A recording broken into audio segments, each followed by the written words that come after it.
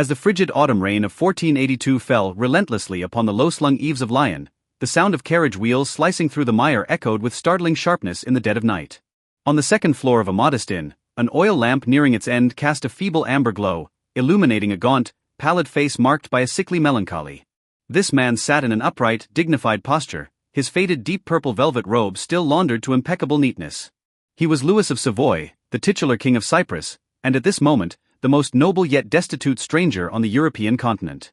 This is a chronicle of chasing shadows and a lost homeland, a story of how a soul maintains its vigil of dignity amidst the throes of displacement. The trajectory of Louis of Savoy's life had already been tinted with the hues of illusion as early as 1459, during a political union shrouded in blossoms and finery.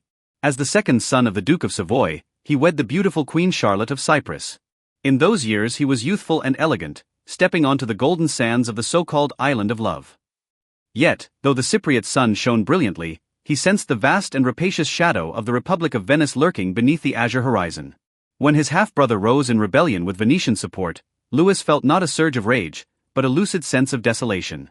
That dizzying sensation of plummeting from the summit of power became the first unhealable fissure in his life. If his initial resistance was born of duty, the 20 years of exile that followed were a long cultivation, wherein Louis transformed the office of king into a piece of endurance-based performance art. Accompanied by Queen Charlotte, he wandered the highways of Europe. Even in the most impoverished inns of Lyon, he insisted that his dinner be served upon silver platters. This obsession with status was his final spiritual tether to that lost island. He traversed the great courts of Europe like a noble mendicant, attempting to trade the ancestral dignity of his house for military support. This extreme sense of pride made him appear startlingly out of place in the turbulent 15th century, radiating a desolation as solitary and proud as a winter plum blossom. The irony of fate lies in its cruelty. When you have already lost everything, it seeks to strip away your final emotional pillar. In the early 1480s, Louis's beloved wife Charlotte, exhausted by the rigors of exile, passed away in Rome. With the Queen's departure, Louis became a phantom, a man whose very title of king began to seem tenuous and illegitimate. In the deep nights of Lyon, he labored alone over genealogical dossiers, striving to prove his rightful ownership of those distant blue waters. Yet he found that the more he sought to prove it, the more he felt an encompassing void, a sense of being utterly abandoned by time. He learned, on each rainy night, to peacefully make amends with a self that could never return home. The final days of Louis of Savoy were spent in a state of profound solemnity and near-sacred silence. On the eve of the winter solstice in 1482, the snow fell without a sound. By now, Louis's body was exceedingly frail, his once resplendent velvet robe hanging loosely upon his titanic frame. In his final moments of lucidity, he requested that a tattered sea map be placed by his pillow, his trembling fingers tracing those distant coastlines once more. His final words became the most poignant coda in the history of the House of Savoy: "Do not take me back to Cyprus, for there is no longer a single soul there who would recognize me." His passing marked the official end of the final echoes of the Night Kings of the Mediterranean.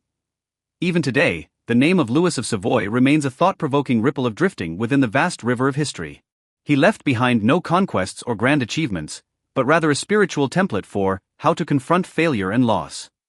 He teaches us that even if you spend your entire life chasing a mirage destined never to be reached, as long as you never bow your noble head in the depths of your soul, your life is not a total waste. Amidst absolute destitution, he maintained an inner decency. Louis's obsessive attachment to his homeland has crossed the boundaries of time, living on in every soul that yearns for a place to belong.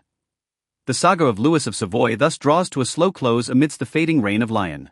He was never a master of absolute happiness, but a weary soul who steadfastly refused to surrender his pride. He reminds us that no matter how shattered your life may be, the inner persistence for beauty is your only true and eternal sanctuary.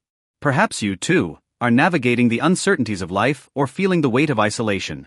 But believe this, in every life, there exists a Cyprus of one's own, a private space for dialogue with a self that requires no outward proof. May the serenity and composure of Louis of Savoy become the softest feather in your dreams. Good night.